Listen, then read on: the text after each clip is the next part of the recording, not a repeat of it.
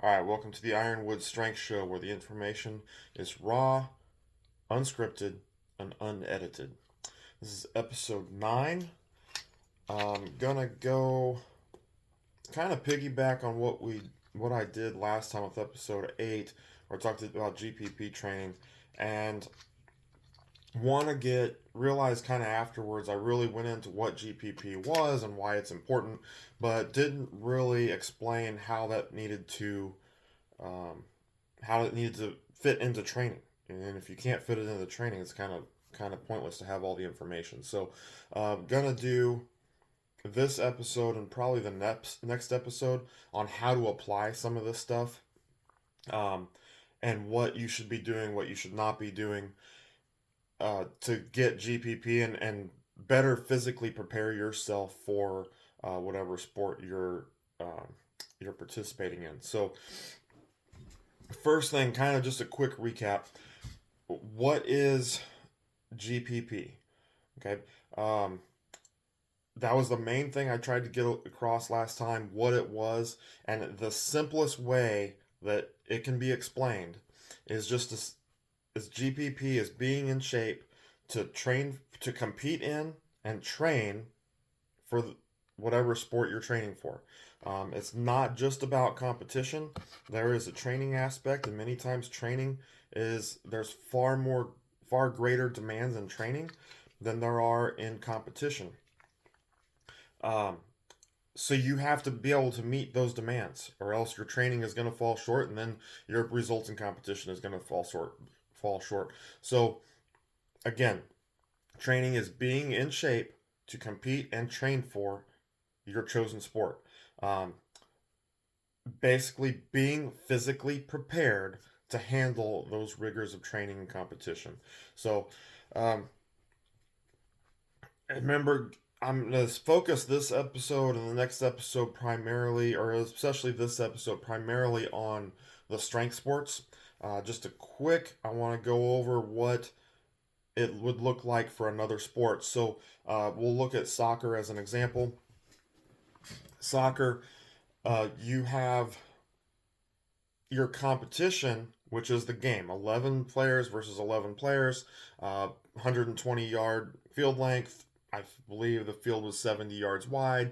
Um, and you're playing throughout that entire field. So the competition, the sport specific preparedness is the game, all right, or very close to the game, such as in full field scrimmages, or maybe at least a half field scrimmage, but you're still going to use, even a half field scrimmage probably wouldn't work.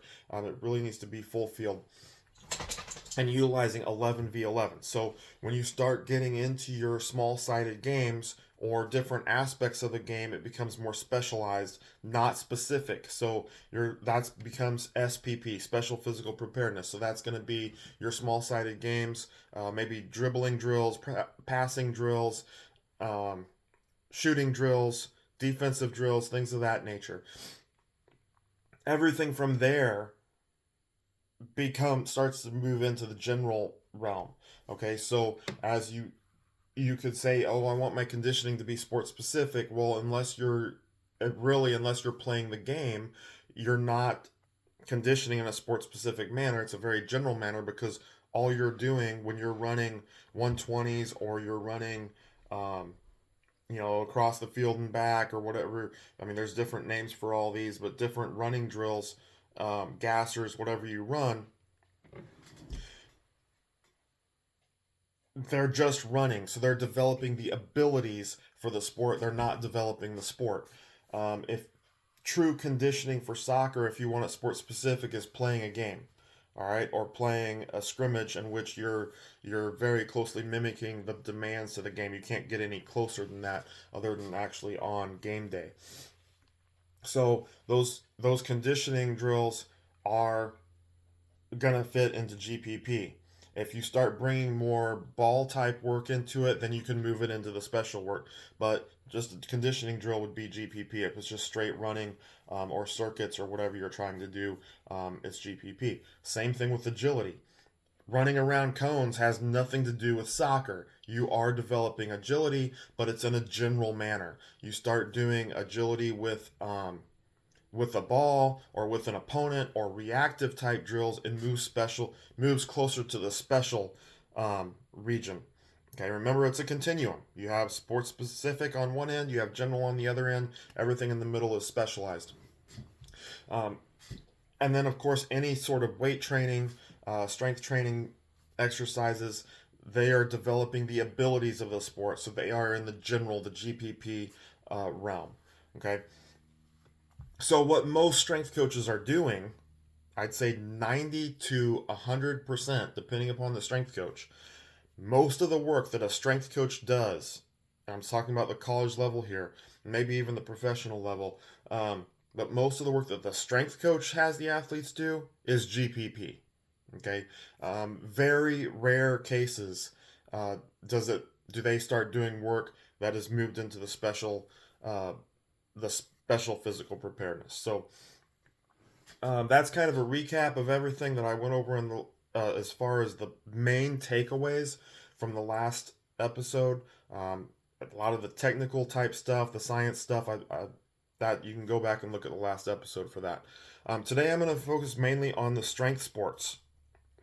Okay, so first, before we get into what to do, let's identify and define those strength sports. So traditionally, this is back 20 some years ago when I first got into coaching, back in the early 2000s. The strength sports were powerlifting, weightlifting, and bodybuilding. Okay, everything beyond that, we didn't really worry about. Those were what we looked at as far as the strength sports, and we derived information from them that we could use. That was kind of the cornerstone of where we uh, got our knowledge for training. Now it's a little bit different because we've had some more things come on the scene. They were around back then, that just not maybe not quite as big, but for the pure strength sports, the performance based strength sports, you have, of course, powerlifting and weightlifting, which I already mentioned. But now you have strongman, which has really gained a lot of popularity because of World's Strongest Man, which is kind of the pinnacle of strongman. But strongman itself is more strength based versus endurance based. And I'm not saying there's not endurance based exercises. It's different because it's based on what people want to watch. So what people want to see, general public wants to see, that's what's going to be on TV in World's Strongest Man. But there's other more strength based events in the actual strongman competitions. Anyway, that's getting off topic. But you have strongman, which is different. It's not going to be your traditional lifting. It's going to be more feats of strength. And then you also have now CrossFit. I remember first seeing CrossFit in 2005 or 2006. First time I read about it. I believe I remember it was Casey Bergner. There was a website describing Casey Bergner's training and how he would do snatches and then go run a mile and then come back and do pull-ups. And kind of it's developed a lot since then. Uh, but CrossFit is definitely newer to the scene. Um, and it should, with the competitions that they have, as much popularity as it gained, it should be considered actually to be a strength sport now. Um, then you have that's your performance based strength sports. Now you also have your aesthetic strength sports. So that's going to be bodybuilding, it's going to be fitness, figure, um, and bikini. Most people know about bodybuilding. We have these huge, massive, shredded and ripped guys or women. Um, but there's been some other developments as far as that, where women don't want to put on all that bulk or muscle mass. They don't really want to be that big and ripped. They want somewhere in between. So then the figure uh, embraces that. So you're going to have a more feminine. I'll put that in quotes. Um, body instead of the very muscular body. Bikini takes that another step further. And then fitness kind of brings in how you look, but it also involves um, activity or performance as well. So, and I don't know a lot about all of those sports, but those should be considered part of the strength sport realm. This episode, I'm mainly going to focus on powerlifting, weightlifting, and strongman. CrossFit is going to require, that's going to be a whole other ball game because it's so different in what they're doing. They're performing much more in a lactic state. Um, and I don't want to get too much into that. Uh, it probably really change what you would need to do as far as GPP, at least in some aspects. I imagine some things could be the same. But powerlifting, weightlifting, and strongman could probably be done very similarly. There are differences in the sport, powerlifting being the squat, bench, and dead, weightlifting being clean and jerk and snatch. But what are the similarities? They're very um, lower body oriented for the most part. Bench press obviously is different, and you're going to have your jerk um, for the clean and jerk that's going to involve upper body as well. But very lower body oriented, very posterior chain oriented. I'm not saying your quads wouldn't be used or shouldn't be, or they definitely need to be considered. But the posterior chain is extremely important in those events. And strongman, very similar as well. You're going to get into a lot of different events, type of events, but still a lot of posterior chain strength. Um, and pro- and very lower body oriented, posterior chain oriented, all of those. And there will be upper body stuff, but as far as our GPP training, there's really not a huge necessity for it to be drastically different between the three sports. Okay, a lot of the stuff would be similar.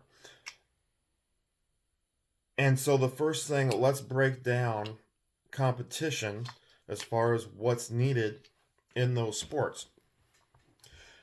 The competition demands for powerlifting, you're going to have 9 maximal attempts. You're going to have 3 in the squat, 3 in the bench, 3 in the deadlift. Okay. Um, for weightlifting, you're going to have 6. 3 in the clean and jerk, 3 in the snatch. Okay. Um, then for strongman, this is going to vary a little bit, but you're going to have probably 5 to 6 events that you're going to compete in. Each event you'll probably have, I don't even know because it just depends on the event, but 5 to 6 events. Okay. From that, you have to recover between each attempt so that you're ready to go for the next attempt. Now, powerlifting uses, I believe it's called a round system, um, that everyone in a flight is going to lift, and then they're going to go back to the top of the flight for the second attempt. Everyone goes through them. The order may change, but chances are you're not going to be lifting in back-to-back attempts. So you're going to get um, several minutes, 15, 20, if they make the flights too big, hopefully not, maybe half an hour between attempts. That's a really long time, so hopefully the flights aren't that big. Weightlifting, however, you may follow yourself. So it goes strictly by weight. So if you go from, you just do 140 kilo clean and jerk, and your next jump is going to be 145. Well, everyone else, maybe they jump more than that. You may have to follow yourself. If no one else is going at 142 or 145, then you have to come right back after yourself and lift again. So in that case, you don't get a long rest period, where powerlifters are going to get a lot more rest in between attempts. Weightlifters are going to get a little bit less, or quite a bit less. So they need to be able to recover after each attempt to be ready for the next one. Don't think that because powerlifters get more rest, that they're not wearing down. They will wear down over the course of the day, okay? And over the course of, they shouldn't between 3 squat attempts, but they may. It depends on their physical condition and how fast and how that they go through those attempts. Um, so that's that. They have to recover after each attempt for the next attempt. They also they're going to perform a lot of warm up sets. Okay, they're going to perform warm up sets in the warm up room that people don't take that into account. They're warming up for both all the squat, the bench, the deadlift. The weightlifters are warming up for the clean and jerk, or for the snatch first, actually, and then for the clean and jerk. Those are all attempts that need to be accounted for, or at least taken into consideration when you're thinking how much energy is actually utilized during that competition. Okay. Same thing with strongman. They're not just jumping out there cold and going into their event. They're going to have warm ups that need to be accounted for as far as the physical condition that they need to be in come competition day. And then, of course, we need to look at the total length of the competition. Powerlifting meets, I don't know the total length of a weightlifting meet. I've never been to a weightlifting meet. I would like to go. I wanted to compete in one. I just never did. Um, Never focused on it on weightlifting long enough. I always get moved back to powerlifting. That was my true love. But so I don't know the length of a weightlifting meet, but it's not the length of a training session. It's not 1 hour. Okay, you're gonna be there longer than that. Strongman is gonna go throughout the day. You know, powerlifting will as well. A 4 hour powerlifting meet is a short powerlifting meet. I have been at powerlifting meets that started at 10 in the morning. Usually they're done, probably 4, 5 o'clock in the afternoon. But I've been there at midnight, starting at 10 in the morning, and I'm still there at midnight pulling my last attempts. That's not a fun day. It's a very long day, and you will lose your stamina over the course of that day. So you need to prepare yourself physically to be able um, to lift throughout the day for a very long day. It does not mean that you need to train for 9, 10 hours or 12 hours for a meet. That's not what I'm saying. That's what I'm getting into with this GPP, that this will help you perform over the course of a day. All right, what are your training demands? Powerlifters train for 1 to 3 hours per session. If you are a raw lifter, you're probably you should be closer to 1, maybe 1.5 hours. That's warm up to finish. If you're a geared lifter, you may be training for 2 to 3 hours because you're going to have more attempts, and then you have where you're working with the gear, taking the gear off, putting the gear on, switching things out. Between every attempt, I mean, you rest for 2 to 3 minutes between attempts in your workout. Well, then it's a whole nother session of getting your straps pulled up, making sure everything's fit right, making sure everything's good, maybe wrapping your knees, getting your belt set, wrist wraps, getting those put on and tight. Before you know, you're really taking 5 or 6 minutes or longer between sets. So those sessions could last quite a while. Weightlifters, probably the same thing. As far as a raw power lifter, you're looking at 1 to 1.5 hours. You should be able to do it in that amount of time. Going beyond that is probably unnecessary. And I'm talking about your main workouts right now, not your GPP, your main workout. Other training demands: perform multiple maximal attempts in a single training session. It happens frequently.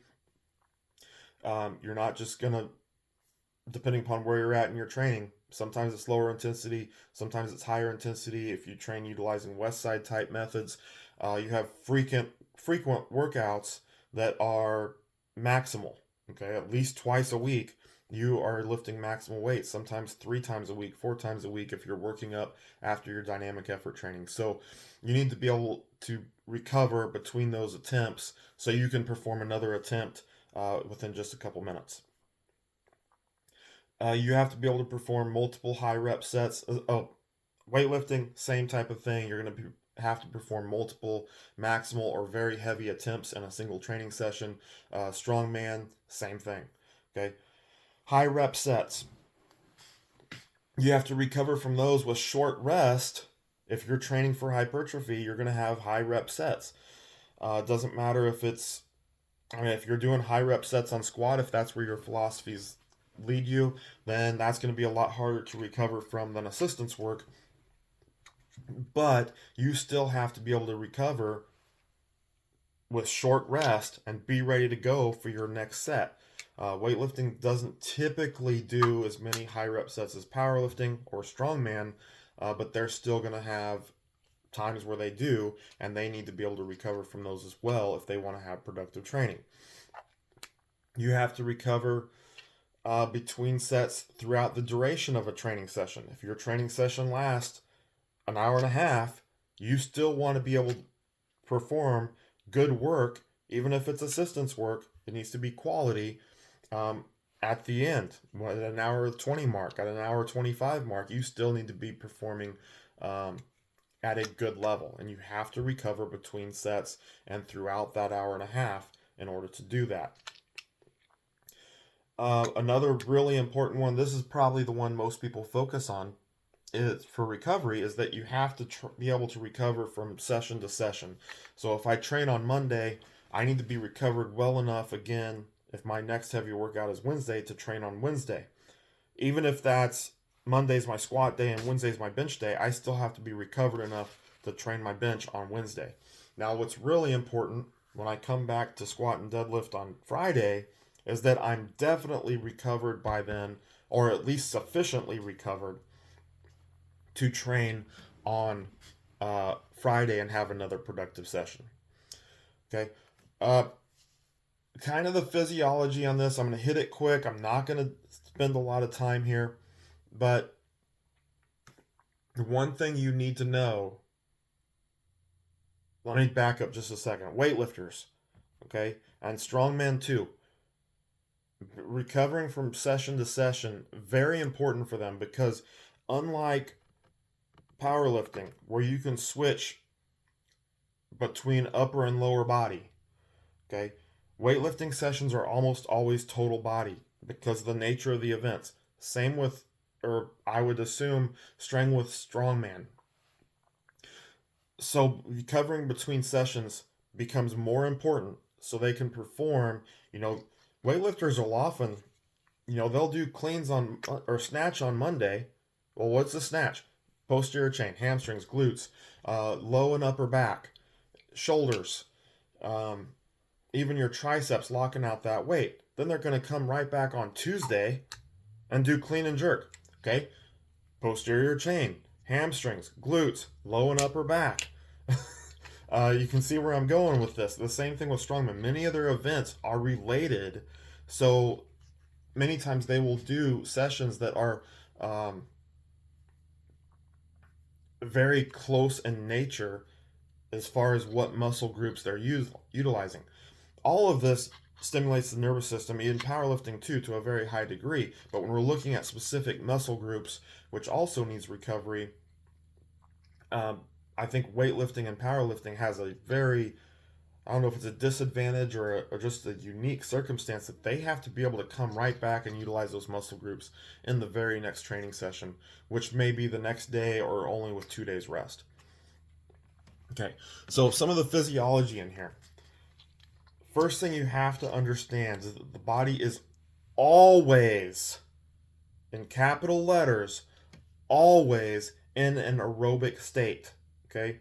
And we say we don't want to do aerobic type training or cardio because it hurts us.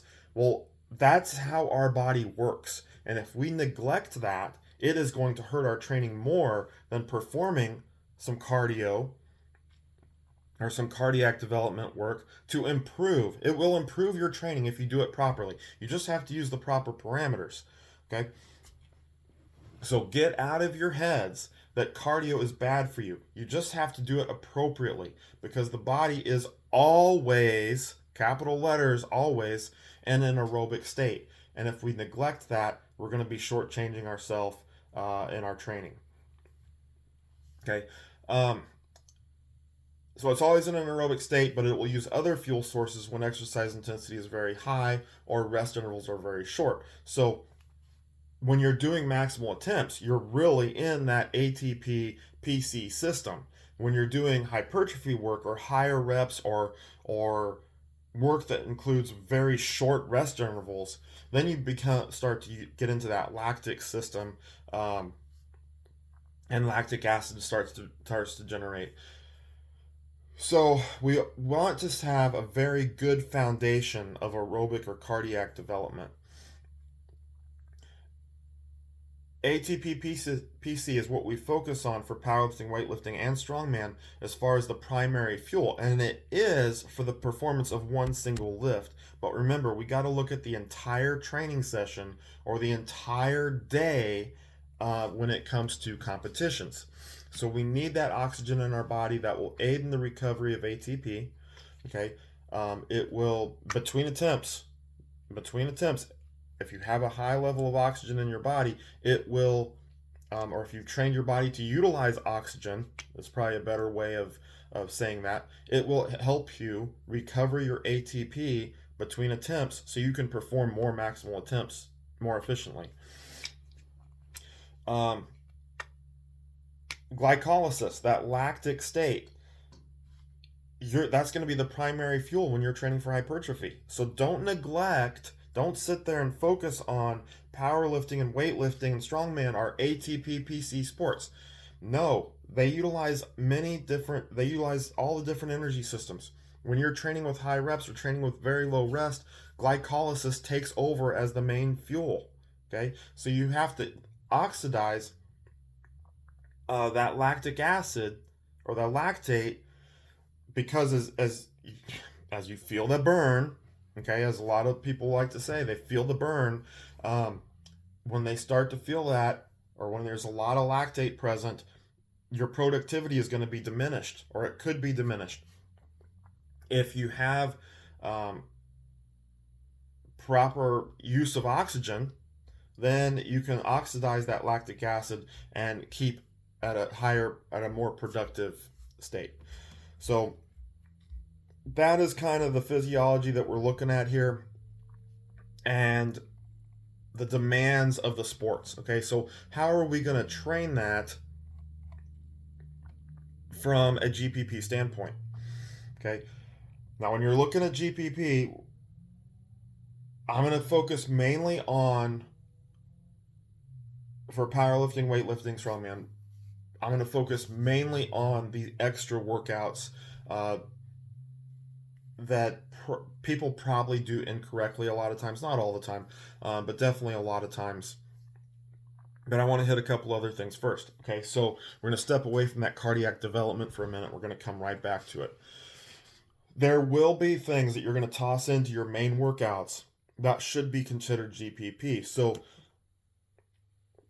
as I stated in the SPP article or video, when I discussed SPP, Special Physical Preparedness, there's two different classifications of SPP exercises. One is more similar to, that's the supplemental group, that's going to be more similar in technique. Okay. But you also have the developmental, which is going to focus mainly on the muscle groups and how you utilize them. So a lot of your tricep, for a bench press, a lot of your tricep work is probably going to fall into, or at least your heavier tricep work is probably going to fall into the SPP realm. Okay, your skull crushers, your JM presses. I'm just kind of going blank right now, but those are going to fall into more your SPP. When you get into things like push downs that don't have a high correlation and are probably used for at least how I utilize push downs, is for very high reps. Promote hypertrophy, strengthen the tendons, create blood flow for healing in the elbow. That's going to fall more along the lines of GPP. Okay, so that I'm still going to do that most of the time in the main session, at least for me. It could be part of your extra workout as well, but I would include it in the main session. But other things, what about your biceps? I would highly encourage powerlifters, not weightlifters, but definitely powerlifters and strongmen to do bicep training. But it's not really, it doesn't fit the process of achieving sports mastery or the dynamic correspondence. Okay, dynamic correspondence I discussed in the SPP discussion, that bicep training does not fit that, the dynamics of correspondence or principles of dynamic. My mind's all gone right now. So it just doesn't fit the bill there. So it's going to fall into GPP as well from an injury prevention standpoint. And you need to keep the bicep training in there to help with the health of the elbow, to help prevent maybe some bicep tendonitis, to help prevent bicep tears, especially in strongman, but they can occur in deadlift as well. So having, but that would be GPP that I would also put into the main session. Could it be done in your extra workouts? Yes, but they would fit in the main session just as well. Okay, so some of your GPP can be done right there in the main session. Your cardiac development training needs to be a separate session. So first off, when are you going to do that? The best time to do it is the day following a workout. So if I have a heavy squat day on Monday, or a heavy clean and jerk session on Monday, or a heavy event training day on Monday, Tuesday, I need to come back with cardiac development work. Why? It's going to immediately help with recovery. It's going to help with the, it's going to get blood flowing. It's going to help with your oxygen, getting oxygen into your blood. And it's going to help your body recover between training sessions. That's the number one reason to do it then, at least in my mind. But it's also a good time following that high intensity session to have a lower intensity session of the GPP work instead of coming right back the next day with another hard training session. Okay, look up high-low sequences of training. I think that's what it was entitled, by James Smith. That was his whole basis, was that you don't want to do two high intensive sessions back to back days. You want to have a day in between where you do exercises that promote recovery. And then the third day, so day one hard, day two light, day three, now you're going to come back to hard again. Which is an excellent way of organizing your training. And it would allow you to put that GPP session in on that day in between, or the day following the hard session, which would help you be ready for your next session. Okay. But add 2 to 3 workouts a week. Add one following Monday's session, add one following Wednesday session, and then add another one maybe following Friday session. I generally, for me personally, like to have a day of complete rest. So after Friday, I probably wouldn't do anything other than just complete rest, catch up on things I need to catch up on, and that nature, things of that nature. So what am I going to put in on that extra workout on Tuesday or Thursday? That's where my cardiac development work comes into play. What is cardiac development work? I got the term, I believe it was from Mark McLaughlin back in the late 2000s, early 2010s. Haven't heard much from him in quite a while, but Mark McLaughlin, Landon Evans, James Smith were some of the key guys that were talking about this stuff.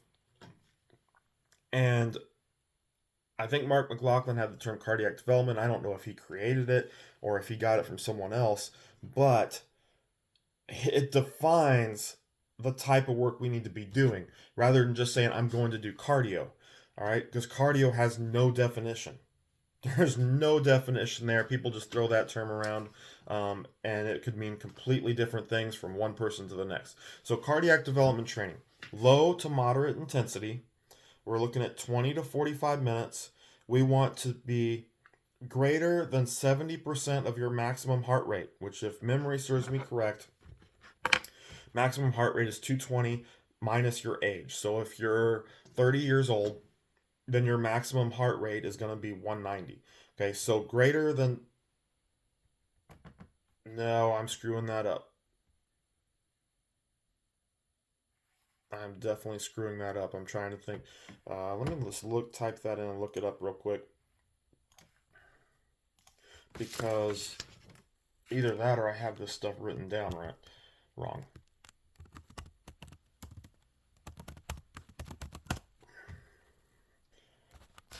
Okay.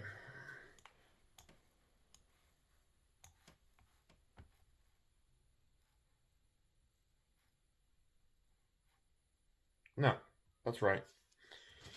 So your maximum heart rate would be 220 minus your age, which means I have something else, at least in my head right now, not working correctly.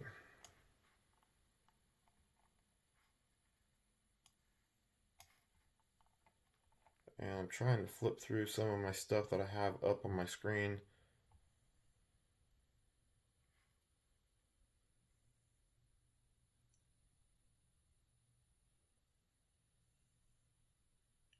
All right, I think so. I wrote down that intensity should be no lower than 70% of maximum heart rate, which would give me, for my own age,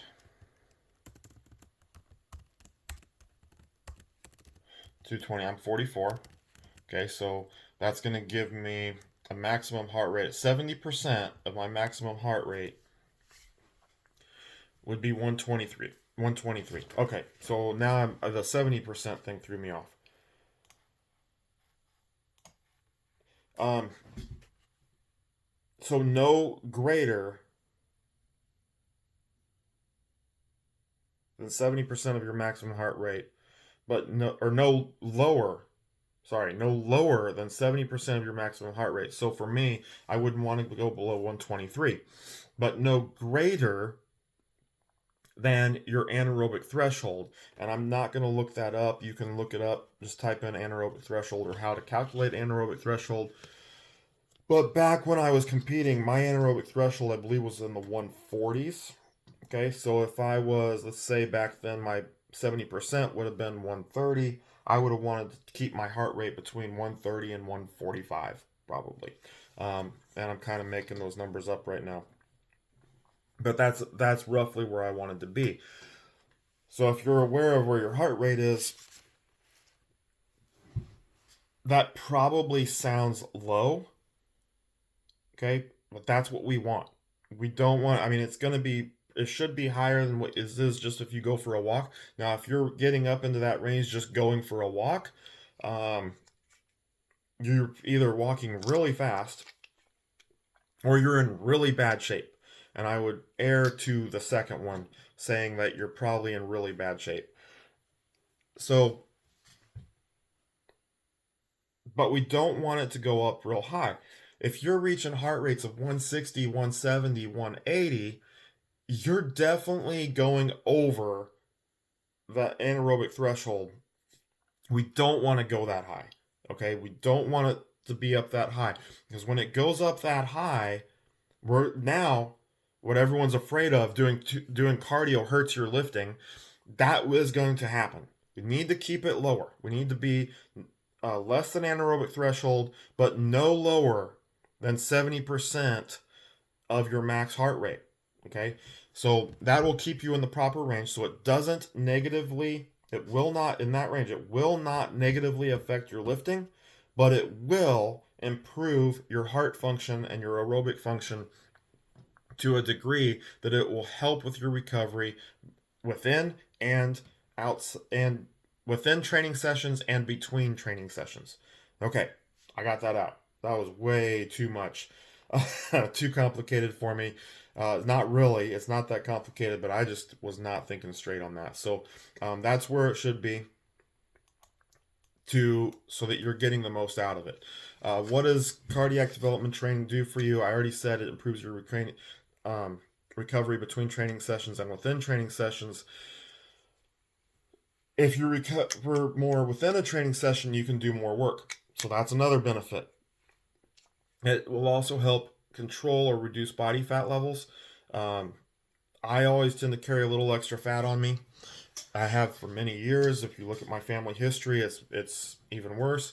So I probably need to add more of this in, but cardiac development training can, if you're training over 20 minutes, fat doesn't even start to you don't burn fat until you've been going 20 minutes. So if you do a workout for 20 minutes, cardiac development workout for 20 minutes or cardio or aerobic, whatever you do, and you stop at 20 minutes, or if you only go run a mile and you do it in 10 or 8 or 7 minutes or whatever, then you didn't burn any fat. Okay, you've used oxygen. You, depending upon the intensity you got to, you may have used some glycolysis, done some glycolysis and used lactate, but you didn't burn fat. So you need to get your training sessions beyond 20 minutes in order to start burning fat. But it can help with that. And it can improve your immune function. It reduces cortisol levels, which we know helps us as a detriment to training. It improves your strength, kind of not immediately, but it improves your strength by allowing you to train harder within your training sessions. And um, it allows more energy available towards the end of a competition. So when you get to the end of the day and you get into the deadlift, which I would always feel tired going into the deadlift, and I can't tell you the number of times I've seen people complaining about how worn out they are going into the deadlift. Um, by incorporating cardiac development training, my energy was good, where I was no different in the deadlift than I was in the squat. Okay, my energy was still high, I was ready to go, and had no issues. So I definitely encourage it in the same. I think you can see the same for strongman, the same for weightlifting. Those later attempts in the day, you're going to have more energy for. So that's what cardiac development training is. That's why you need to be doing it. All right. Some things you could be doing. The simplest things, walking on a treadmill. I liked, whenever I used to do this, I would put a weight vest on. Okay. And then I would also mess with the hills. I would put it up in an incline and walk out an incline with a weight vest, two weight vests. Sometimes I would go all the way up to three weight vests. I'm talking 20-pound weight vest. So I would walk for up to 60 pounds weight vest. And I would just walk. Okay. And I would mess with the hills because I'd get bored. I can't just walk for 30, 40 minutes. So I would do, okay, I'm going to walk for X amount of time. I'm going to keep increasing every minute. I'm going to increase the incline. But I'd watch my heart rate. And when my heart rate got to that top of that anaerobic threshold, I would move the incline back down to a much lower level or even flat. And I'd start increasing it once my heart rate got down a significant amount, still keeping it over 70% of my max heart rate. Then I would start increasing the incline again, and I would just keep doing it until my heart rate got up to that point, bring it back down. And I do that for the entire 30, 40 minutes. Get on the elliptical. You can get on the elliptical. Just watch your heart rate. Put your hands on those. If you don't have a heart rate monitor, every 5 minutes, put your hands up on the things. Let it tell you what your heart rate is up on the handles. Let it tell you what your heart rate is. If it's good, keep going. If it's too low, then you need to pick up your intensity. If it's too high, then slow down or reduce your intensity level, resistance level. So those are the real simple things. Or you can take your dog for a walk in the morning. Okay, wear a weight vest while you're doing it, because you're probably not, well, depending upon your dog, maybe your dog does get your heart rate up. But a lot of times it's not going to get quite up there. So wear a weight vest while you do it. Okay. Maybe incorporate. I wouldn't do a whole lot of running, but maybe incorporate a slight jog with that, just for a short distance, and then get back to your walking to let your heart rate calm back down. Okay. Now, I'm going to get into some of the things that people really like that they do wrong. Okay? And even cardio. You know, people go out and they want to run. They want to run or run really hard because they want to feel that workout. That's not what this is about. If you're just a workout junkie or you're in bro mode and you want to feel it, and then yell about how great you are because you did this workout, then go for it. But if you're serious about getting the results you want, then you need to use the training parameters that are required to get those results. Okay. Some of these variations here, these are things that I really like to do. And especially early stages of training, I would do these a lot. Getting into, when I got closer to a competition, I would back off these and incorporate more of just walking on the treadmill with the weight vest, to keep my adaptation more centered around powerlifting. Okay, the same would be true for weightlifting or strongman. All right, so again, key parameters. Keep your heart rate in the proper zone. Okay, keep it above 70% of your max heart rate, but lower than anaerobic threshold. All right, prowler pushes. The prowlers came out and people loved them. They wanted to push them as hard as they can, as fast as they can, as heavy as they could. They wanted to puke afterwards. We need to get out of that mentality. Get out of bro mode mentality. Get out of beast mode mentality. Get out of the mentality that you have to puke after every session or it's not a good session. Okay? Put a light weight on there. Push it for a specified distance. Watch your heart rate come up. When it comes back down, go again. Okay? And you can go 20, 30, 40 yards like that. Farmer's walks. Not super heavy. Do your grip work in your main session or as a separate part of your GPP session, but these would be done for distance or time. Again, keeping that heart rate where you want that heart rate to be. Okay, and you can go for longer distances. You can go 35, maybe up to 75 yards per rep. And it's got, what does that do? What does the farmer's walks do for you beyond just the cardiac development work? How about trap work? How about core work? Your abs, your obliques are all being utilized. Those are the muscle groups that we want to keep developed, for squatting, for cleans, for deadlifting, for snatches. Okay, we need all those muscle groups for almost everything in strongman. All right, we need those muscle groups to stay strong, so we need to utilize them not just for your heavy stuff, but also for some of your light stuff. Can very easily be developed along with your cardiac development work. Yoke carries, getting that yoke up on your back. Don't You want to go heavy? You know, if you're obviously strongman, you're going to utilize farmer's walks and you're going to utilize yoke carries heavy. Okay, maybe even prowler pushes heavy. Put that in your main session. Okay, when you're doing your cardiac development work, keep it light. Keep it light so that your heart rate is the distance, the time that you do it is increased, but the distance you do it is increased, but the heart rate that you do it at, the intensity, the weight comes down. Okay, that will help your heart rate stay in the range you want it to be in. So that's for yoke carries. Squat, again, yoke carries. They positively impact the muscle groups that are going to be utilized for squatting, deadlifting, cleans, snatches, a lot of your strongman stuff. And if you can do it the actual event, it will help you later on. Your conditioning with the actual event will actually help your conditioning for the event when you get to that, much more specifically. So, front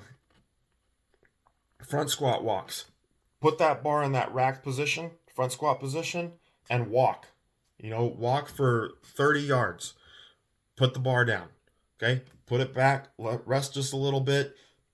And your rest may only be 15 seconds. This doesn't have to be extreme. I like to do it by watching my heart rate. Once my heart rate gets down, I jump in and go again. Okay.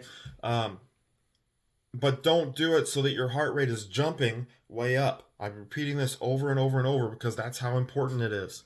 All right. Um, Lower body sled dragging. Most people think of just walking forwards. You're not going to sprint. You're not going to run. You're going to walk.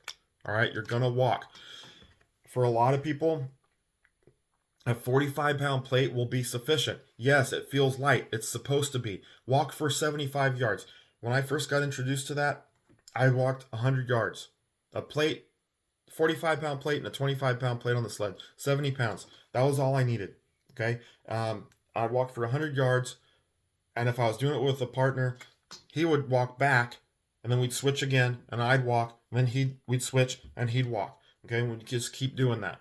Before a workout, we do 600 total yards. Okay, 600 total yards. 100 rest, 100 rest, 100 to get to 600. We're sufficiently warmed up. We go in and lift. Okay, we go in and start squatting.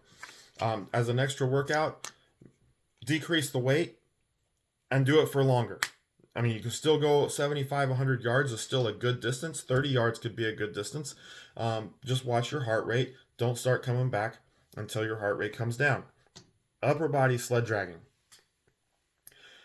And I'm going to get a little bit more into some of the parameters you should use on this in just a second. I just want to give some different exercises here.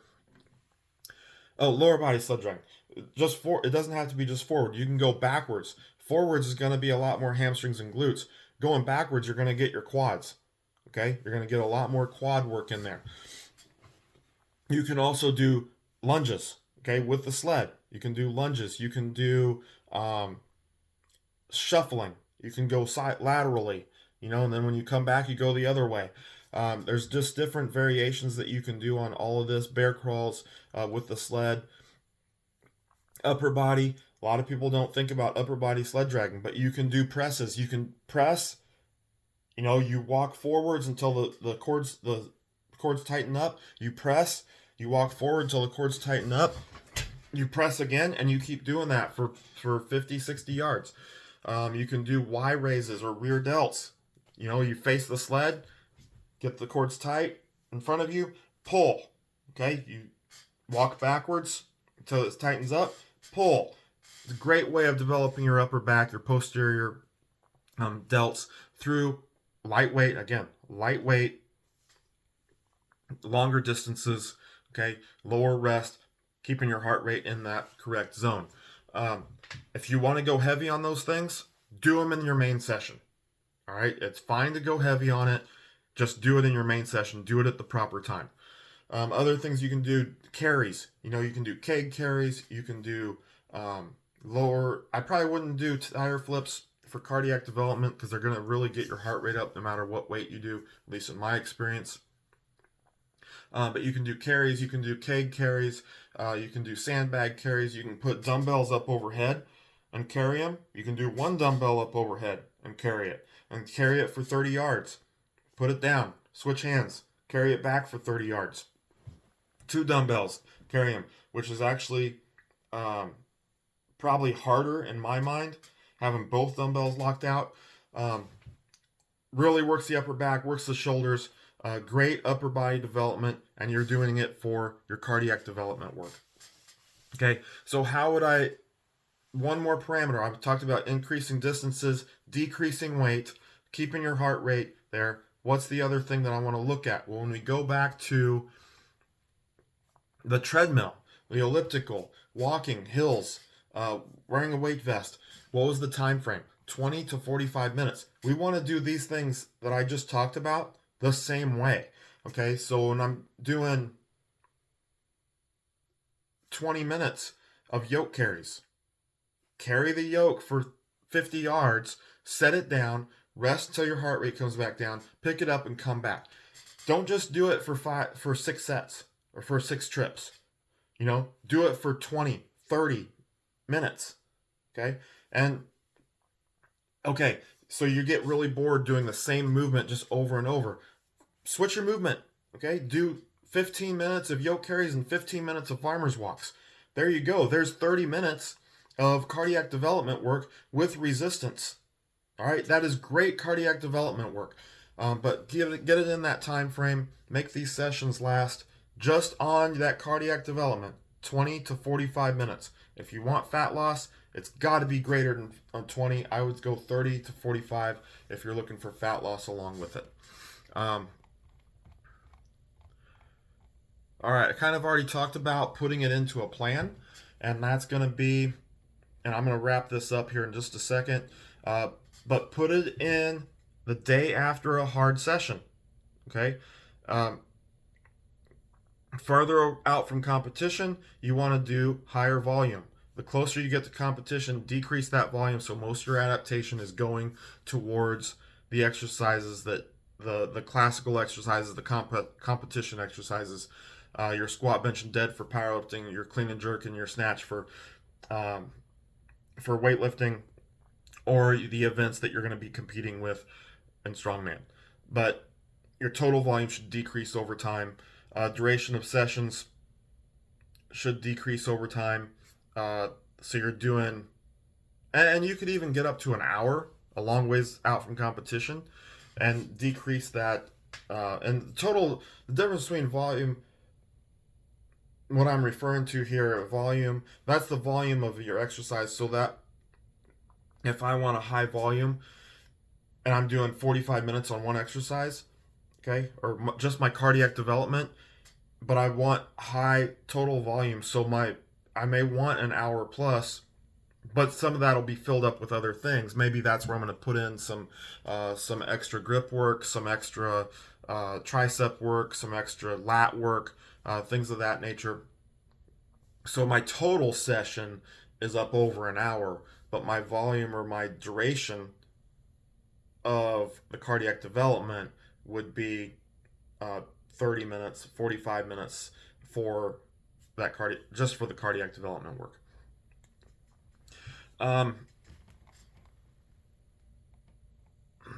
Okay, so that pretty much wraps that up. Cardiac development work.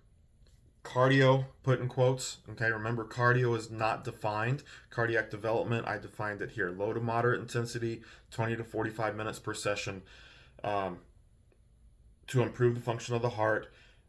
Has to be greater than 70% of your max heart rate, has to be lower than your anaerobic threshold. If you get outside of those parameters, the 70% max heart rate, greater than that, if you're less than 70% of your max heart rate, then you're not really doing very much that's beneficial. If you're higher than anaerobic threshold, you're going to take away from the gains that you need to be making in your competitive exercises or your specific work. Okay. Remember the key here is keep it light, much lighter than what people like to keep it. Get out of bro mode, get out of beast mode, and train with the parameters that are going to give you the results that you want to get. Okay. Hopefully all this has made sense. I'm going to hit a little bit more on GPP next week. Quick training update for myself before I close this out. Just finished up my last transmutation block for the year. I'm going into intensification starting Monday. So things are looking pretty good right now. My squat's looking good. My bench didn't come out as good as I was hoping. I'm not worried about it because I have a lot of things coming in this intensification block to really get that bench to come out where I want it to be. So just didn't feel it that last bench day. But overall, I don't think I'm in trouble. My strength is still good, and just need to hit some of those more specific exercises or more specialized, very highly specialized exercises in this next block, which will lead me into my testing. Deadlift, not feeling good right now. Really just technique. I don't know what's going on. I'm having a real hard time with my starting position.